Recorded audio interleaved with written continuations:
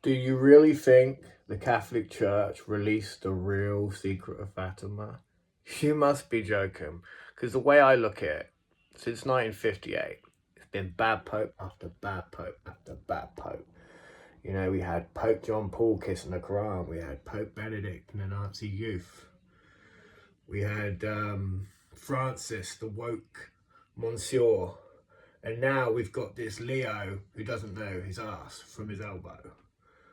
And what do I say to that? I say that the end times are coming near. St. Padre Pio, when asked if they'll see the end times to an older person, he said, "You won't, but the young kids, you will." And that was around the mid 1960s.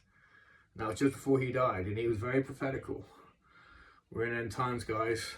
Catholic Church at the top is rotten and it's seeping down, but the real true followers will stay fast to the Word of God.